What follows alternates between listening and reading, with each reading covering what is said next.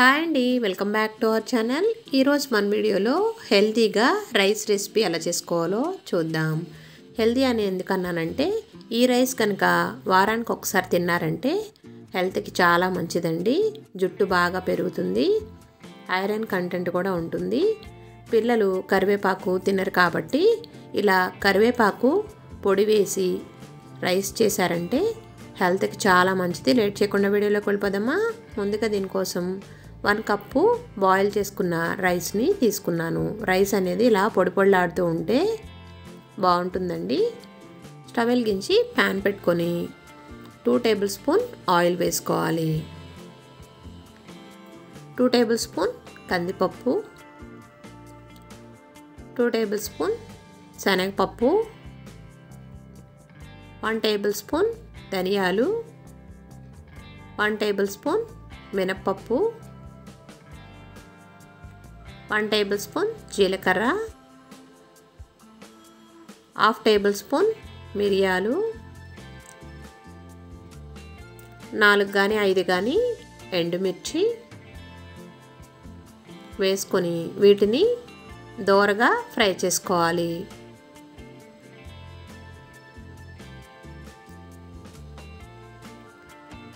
ఇప్పుడు 4 రెబ్బల కరివేపాకు వేసుకుంటున్నాను. కరివేపాకు ఎక్కువగా వేసుకుంటేనే రైస్ అనేది టేస్టీగా ఉంటుందండి. ఇలా కరివేపాకు వేసుకొని కరివేపాకుని బాగా ఫ్రై చేసుకోవాలి.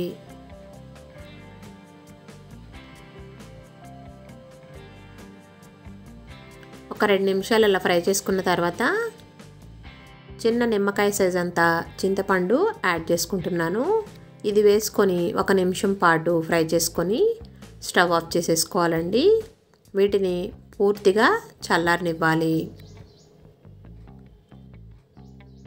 ఇవి చల్లారిన తర్వాత మిక్సీ జార్ తీసుకొని ఈ వేయించుకున్న పోపు మొత్తాన్ని అందులో వేసుకోవాలి.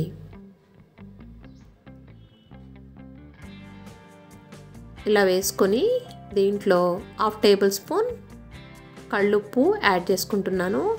ఇలా కళ్ళుప్పు వేసుకొని మరీ మెత్తగా కాకుండా ఇలా బరకగా మిక్సీ వేసుకోవాలండి. ఇలా బరకగా ఉంటే మనకి రైస్లో అక్కడక్కడ తగులుతూ ఉంటే పప్పు అనేది చాలా టేస్టీగా ఉంటుంది. ఇష్టం లేకపోతే మెత్తగా చేసుకోవచ్చండి. స్టవ్ వెలిగించి అదే ప్యాన్లో 4 టేబుల్ స్పూన్ ఆయిల్ వేసుకుంటున్నాను. ఆయిల్ హీట్ అయిన తర్వాత 2 టేబుల్ స్పూన్ జీడిపప్పు, 2 టేబుల్ స్పూన్ పల్లీలు, 1 టేబుల్ స్పూన్ శనగపప్పు, 1 టేబుల్ స్పూన్ మినప్పప్పు, 1 టేబుల్ స్పూన్ ఆవాలు వేసుకొని ఆవాలు చిటపటలాడే వరకు ఫ్రై చేసుకోవాలి. ఈ పోపు అనేది కొంచెం దోరగా ఫ్రై అయిన తర్వాత దీంట్లో 2 రెబ్బల కరివేపాకు వేసుకుంటున్నాను.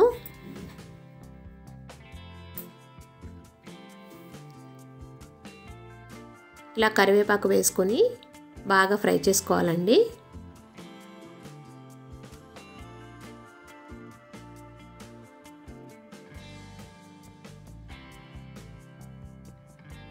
ఇలా ఫ్రై చేసుకున్న తర్వాత మనం ముందుగా మిక్సీ వేసుకున్న కరివేపాకు పొడి ఉంది కదా, ఆ పొడి వేసేసుకోవాలి.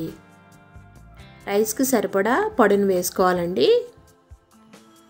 నేను ఈ పొడి మొత్తాన్ని వేసేసుకుంటున్నాను. ఆ కప్పు రైస్కి ఈ పొడి మొత్తం సరిపోతుంది.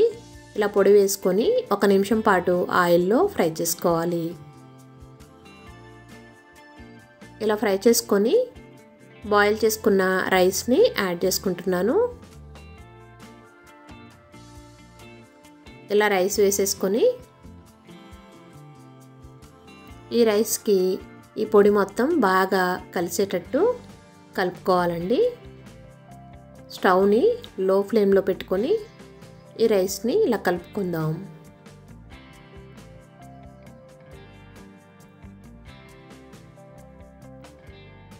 ఈ విధంగా పూర్తిగా కలిసేటట్టు కలుపుకొని సాల్ట్ మనం యాడ్ చేసుకోలేదు కదా, కొంచెమే వేసుకున్నాం కాబట్టి ముందు మిక్సీ జార్లో ఇప్పుడు 1/2 టేబుల్ స్పూన్ సాల్ట్ యాడ్ చేసుకుంటున్నాను. ఒకసారి చెక్ చేసుకొని వేసుకోండి. రైస్కి సరిపడా సాల్ట్ అనేది ఇలా యాడ్ చేసుకొని మొత్తం బాగా మిక్స్ చేసుకొని స్టవ్ ఆఫ్ చేసేసుకుందాం. ఎంతో టేస్టీ అండ్ హెల్దీ రెసిపీ వచ్చి కరివేపాకు రైస్ అండి రెడీ అయిపోయింది. ఒక ప్లేట్లోకి సర్వ్ చేసుకుందాం. ఇది మార్నింగ్ అడావిడి లేకుండా ఇలా లంచ్ బాక్స్లోకి ప్రిపేర్ చేయొచ్చండి. ఎప్పుడైనా కూరగాయలు లేనప్పుడు లేదా రైస్ ఎప్పుడన్నా మిగిలిపోయినప్పుడు ఇలా రైస్ చేసి పెట్టారంటే పిల్లలు చాలా ఇష్టంగా తింటారు. హెల్త్కి కూడా చాలా మంచిది. ఈ వీడియో కనుక మీకు నచ్చినట్లయితే ఒక లైక్ చేయండి. మీరు లైక్ చేయడం వల్ల ఈ వీడియో అనేది మరి కొంతమందికి వెళ్తుంది. మీరు కూడా ట్రై చేసి ఎలా వచ్చిందో నాకు కామెంట్ సెక్షన్లో కామెంట్ పెట్టండి. వీడియో నచ్చితే తప్పకుండా లైక్ చేయండి. ఫ్రెండ్స్కి రిలేటివ్స్కి షేర్ చేయండి. మన ఛానల్ ఫస్ట్ టైం చూస్తున్నట్లయితే సబ్స్క్రైబ్ చేసుకోండి. Thanks for watching.